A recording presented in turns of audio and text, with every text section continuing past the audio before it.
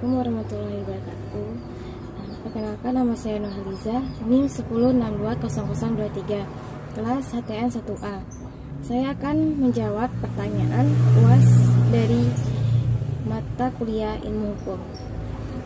Yang pertama, kesimpulan saya dari materi-materi selama perkuliahan semester 1 ini, yaitu ilmu adalah ilmu pengetahuan yang berusaha menelaah hukum. Ilmu hukum mencakup dan berbicara segala hal yang berhubungan dengan hukum.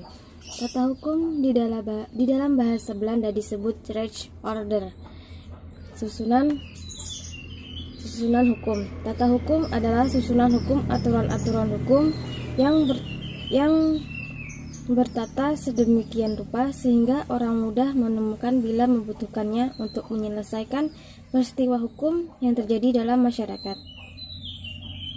Tujuan ilmu hukum adalah menjelaskan tentang keadaan, inti, dan maksud tujuan dari bagian penting dari hukum. Pertalian antara berbagai bagian tersebut adalah dengan ilmu pengetahuan hukum. Sejarah tata hukum di Indonesia, yaitu di dalam bahasa Inggris history, di dalam bahasa Yunani historia, di dalam bahasa Belanda history, dan Prancis histoire. Sejarah adalah cerita dari kejadian masa lalu, suatu percatatan dari kejadian-kejadian penting masa lalu yang harus diketahui, diingat, dan dipahami setiap orang atau bangsa masa kini.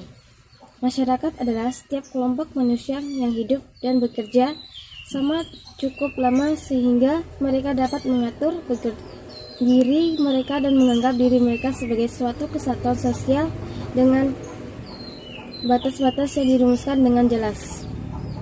Hukum adalah perangkat-perangkat peraturan tertulis dibuat oleh pemerintah melalui badan-badan yang berwenang. Hukum berarti ilmu tentang kaidah atau Normenwissenschaft atau Zahlenwissenschaft, yaitu ilmu yang menelaah hukum sebagai kaidah atau sistem kaidah-kaidah dengan dogmatik, hukum dan sistem hukum. Tujuan hukum adalah menghendaki adanya keseimbangan kepentingan, ketertiban, keadilan, ketentraman, kebahagiaan, damai, agar kepentingan setiap orang baik secara individual atau kelompok tidak diganggu oleh orang atau kelompok lain yang selalu menonjolkan kepentingan kepribadiannya atau kepentingan kelompoknya. Inti tujuan hukum agar tercipta kebenaran dan keadilan. Sumber-sumber hukum adalah segala apa saja yang menimbulkan aturan-aturan yang mempunyai kekuatan mengikat dan bersifat memaksa, yaitu aturan-aturan yang kalau dilanggar akibatnya sanksi dan tegas dan nyata bagi pelanggarnya. Pengertian dewasa menurut Kitab Undang-Undang Hukum Perdana KU Perdata, seorang yang dikatakan sudah dewasa adalah saat berusia 21 tahun bagi laki-laki dan 19 tahun bagi perempuan. Sedangkan menurut Undang-Undang Nomor 1 Tahun 1974 tentang perkawinan, kedewasaan seseorang adalah saat berusia 19 tahun bagi laki-laki dan 16 tahun bagi perempuan. Menurut adat kedewasaan seseorang apabila sudah mampu bekerja atau mencari nafkah sendiri. Objek hukum adalah segala sesuatu yang berguna bagi subjek hukum atau manusia atau badan hukum yang dapat menjadi pokok objek suatu hubungan hukum dapat dikuasai oleh subjek hukum. Hak adalah izin dan wewenang yang diberikan oleh hukum terhadap subjek hukum. Kewajiban adalah suatu beban yang ditanggung oleh seseorang yang bersifat kontraktual. Peristiwa hukum adalah peristiwa-peristiwa kemasyarakatan yang ditimbul dari hubungan-hubungan anggota masyarakat yang oleh hukum diberikan akibat-akibat hukum.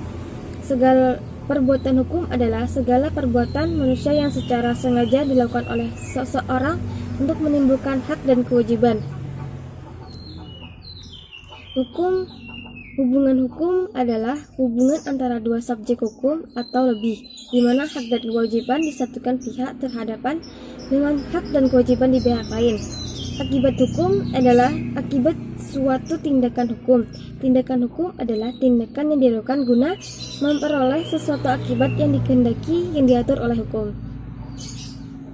Asas hukum adalah dasar-dasar umum yang terkandung dalam peraturan.